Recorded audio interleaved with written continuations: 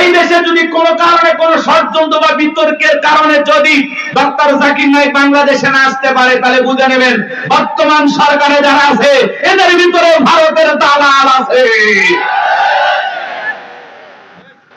উনি আসবেন, সমস্যা কি? মুসলিম একটা দেশে একজন দায়ী আসতে পারবেন? ডক্টর জাকির নায়েকের অসংখ্য লেকচার আপনারা শুনেছেন, আলোচনা শুনেছেন। ভালো লাগে না? ভালো লাগে না? চমৎকার কথা বলেন। ভারত সরকার তার টিভি চ্যানেল বন্ধ করে দিয়েছেন, তাকেও দেশ থেকে বিতাড়িত করেছেন। এখন তিনি বিভিন্ন দেশ সফর করেন, বিভিন্ন দেশে থাকেন। আলহামদুলিল্লাহ, আমাদের দেশও আসবেন তারই ধারাবাহিকতায়। আলহামদুলিল্লাহ, আমরা গ্রহণ করব। উনি আসবেন, ঘুরিয়ে ফিরে চলে যাবেন, সমস্যাটা কোথায়? এতে ভারতের মাথা ব্যথা দরকার আছে? আমাদের দেশে আমরা ডক্টর জাকির নায়েককে নিয়ে আসবো নাকি খানায় খাবার ইমামকে নিয়ে আসবো, সেটা ভারতের কাছ থেকে শোনা লাগবে। ভারতের কথা আমরা চলি, এজন্য আমরা বলেছি আমরা বারবার রক্ত দিয়ে দেশকে স্বাধীন করেছি। আমরা না হতে চাই ভারতের গোলাম, না হতে চাই আমেরিকার গোলাম, আমরা সবাই আল্লাহর গোলাম। এটা আমাদের জীবনের সবচেয়ে বড় পরিচয়। আমরা কার গোলাম? আল্লাহর গোলাম। আমরা দুনিয়াতে কারো গোলামি করার জন্য জন্ম হই নাই, আমরা গোলামি করব একজন, আর তিনি আমাদের রব, তিনি আমাদের সব। কথা বলে ঠিক কিনা? ডক্টর জাকির নায়েক আসতেছে খুব দ্রুত, 28 নভেম্বরের মধ্যেই বাংলাদেশে আসবেন ইনশাআল্লাহ। তার এই সফরকে আল্লাহ কবুল করেন। একটু ধরে বলেন আমিন। এটা নিয়ে ভারতের মাথা ব্যথা, অনেক টেনশন, মিডিয়াতে অনেক আলোচনা, তুমুল আলোচনা, সমালোচনা চলতেছে, বিতর্ক চলতেছে। সব বিতর্কের অবসান ঘটবে উনি যখন বাংলাদেশ বিমানবন্দরে পৌঁছাবে। আশা করি উনি আসবে ইনশাআল্লাহ। আমার ভাইরা দিল দিয়ে কথাগুলো বোঝার চেষ্টা করবেন। ইন্নাল্লাযীনা ক্বালু রাব্বুনাল্লাহ, নিশ্চয়ই যারা বলে আমাদের রব আল্লাহ। গভীর মনোযোগ দিয়ে কথাগুলো শুনবেন বাজান। এই পৃথিবীর জমিনে আল্লাহ কাউকে জিরো থেকে হিরো বানায়, সাবালা থেকে প্রধানমন্ত্রী বানায়। নিঃস্ব পৃথিবীতে কেউ বেঁচে নাই। চিল্লায় বলে দুনিয়াতে আমার কেউ নাই। সেই মানুষটাকে আল্লাহ নিঃস্ব থেকে ক্ষমতার চেয়ারে বসায়। সেই মানুষটাও ক্ষমতার চেয়ারে বসে জুলুম করে, অত্যাচার করে। কথা বলেন ঠিক কিনা? এই পৃথিবীর জমিনে এরকম একজন জালেম ছিল ভব করে, যে নিজেকে আনা রাব্বুকুমুল আলা বলে দাবি করেছিল, নিজেকে প্রভু বলে দাবি করেছিল, খোদা বলে দাবি করেছিল, রব বলে দাবি করেছিল। এই ছিল একটা ভবঘুরে যুবক। ভবঘুরে যুবক মানে বোঝেন না? যারা ইয়াবা, ফেনসিডিল, গাঁজা, মদ খায়, গাছত ধাক্কা মারে, ভাই ভাইজান সাইদ দেন, আছে না? বাড়িতে যায় বলে বউ দরজা খোল। কথাকে বোঝেন নাই? বউ যখন দরজা খুলে দিয়েছে কয় মা এত দেরি করলি কেন? বউ তখন দিকে বলে কি ব্যাপার, আমারে মা কইলি কেন? আজকে একটু বেশি মাল খাচ্ছি। তুই মা না বউ বুঝতে পারতেছি না? এরকম মাতাল আছে না নাই? কিছু কিছু ছেলে পেলে আছে সন্ধ্যা হলেই ঘরে দরজা বন্ধ করে জিকির করে, ইজ্জাবা ইজ্জাবা ইজ্জাবা। মা বাবা চিন্তা করে বাবা এটা কিসের ট্যাবলেট, জ্বর সর্দি গলা ব্যথা, করে কিচ্ছু বোঝার দরকার নাই, টাকা দে নইলে তোর মাথা ভাড়াবো। এরকম ইয়াবা খোর আছে না নাই? যারা ইয়াবা খায়, ফেনসিডিল খায়, গাঁজা মদ খায়, যুবক রে, সমাজের মানুষ তাদেরকে নেশাখোর বলে, টোকায় বলে। যারা নেশা করে তাদেরকে মানুষ ভালো চোখে দেখে না। সে ভালো সন্তান হতে পারে না, ভালো স্বামী হতে পারে না, ভালো বাবা হতে পারে না। নিঃস্ব করে সে সবাইকে। কথা বলে নেশা করে না, তার পরিবারকে নিঃস্ব করে।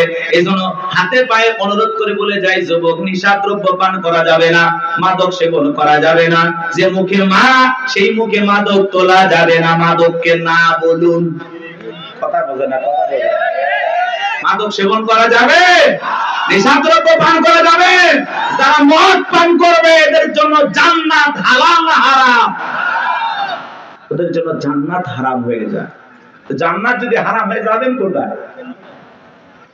এই জন্য আমরা দুনিয়াতে নিজেরাই মদ আল্লাহ তাআলা হারাম করে দিয়েছেন। আমি আমার উপরে এটা হারাম মানবো যে না, আল্লাহ হারাম করে দিয়েছেন, এই মদকে আমি স্পর্শ করব না। আমি জান্নাতে যাই শরাব পান করব। শরাবের ঝর্ণা আছে, সুবহানাল্লাহ। কম মধুর ঝর্ণা, দুধের ঝর্ণা, পানির ঝর্ণা, শরাবের ঝর্ণা। হাতের স্পর্শ ছাড়া কি পান করতেছে? সুবহানাল্লাহ। জান্নাত যে কত সুখের জায়গা কেমনে বোঝাবো? ও কল্পনা করা যায় না। আল্লাহ এত সুন্দর করে জান্নাত বানাইছে, সুবহানাল্লাহ বলেন। কষ্ট হচ্ছে আপনাদের? তাহলে এই যুবক নেশাদ্রব্য পান করা যাবে? যাবে? এগুলো আজে বাজে ফালতু জিনিস না খাইয়া ওই ইয়াবা ফেন্সিডিল না খায় ওই টাকাটা জমাও, জমায়া বউকে মাসে একটা করে 3 পিস উপহার দাও। কিছু না পাইলে অন্তত 12টা মাসে 12টা বাসর রাত পাইবা। কথা কোন ঠিক কি?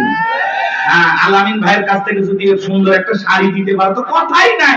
মেয়েরা সবচেয়ে পছন্দ করে কোন কালারের শাড়ি জানো? নীল কালারের শাড়ি। কথা কয় না। হ্যাঁ, নীল কালারের শাড়ি বউরে কিনে দেবেন। যদি আপনার বউ বেজার হয় টাকা আমি দেব। কথা কয় না, কথা কয় না।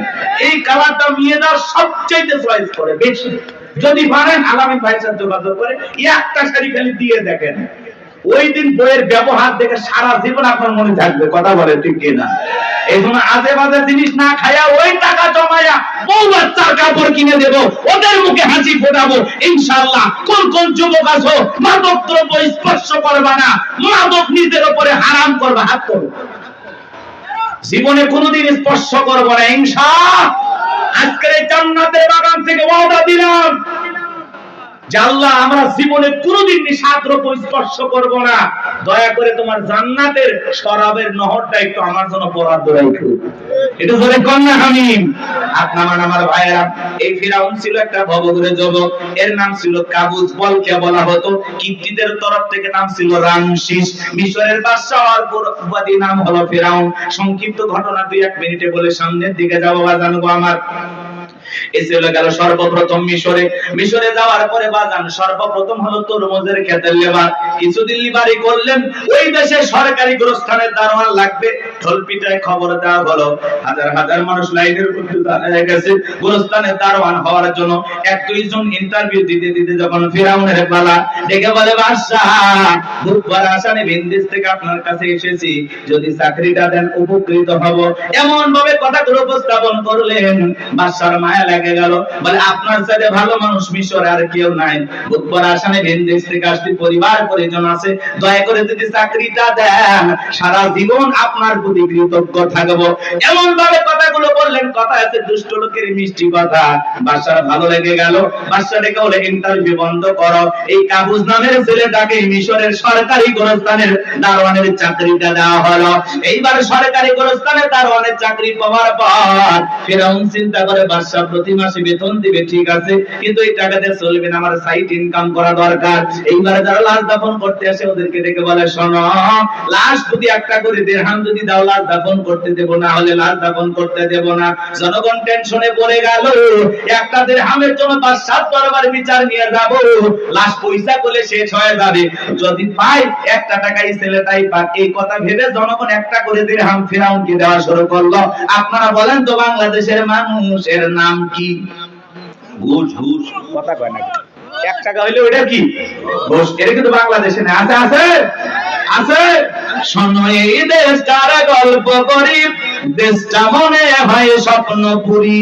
সুদখোর ঘুষখোর মদখোর জুয়াখোর হেতায় আছে ভুরি ভুরি, হেতায় আছে ভুরি ভুরি। এ দেশে অসৎ কামাই কেউ করে না, তবে ঘুষের টাকা পেলে কেউ তো ছাড়ে না। টেবিলের নিচ দিয়ে হাত বাড়িয়ে কালো টাকাটা নেই সারিয়ে, টেবিলের নিচ দিয়ে হাত বাড়িয়ে কালো টাকাটা নেই সারিয়ে। করেছে ওরা বড় দেশের চুরি, করেছে ওরা বড় দেশের চুরি। শোনো এ দেশ তারা গল্প করি। আছে না নাই? আমার ভাইয়েরা, একটা করে দিরহাম জনগণ দেওয়া শুরু করলো। আল্লাহ রাব্বুল আলামিন ওই zaman একটা মহামারী দিল। 2020 সালে আল্লাহ তাআলা আমাদেরকে একটা মহামারী দিয়েছিলেন। ধরো না ছুঁয়ো না, নাম হলো করোনা। করোনা রোগে আক্রান্ত হয়ে বাবা মারা গেছে। ছেলে বাবার লাশটাও দেখতে যায় নাই, বাবার কবরে মাটিও দেয় নাই। বাবার সম্পত্তি ভালো লাগে, মৃত বাবার লাশকে বোঝা মনে হয়।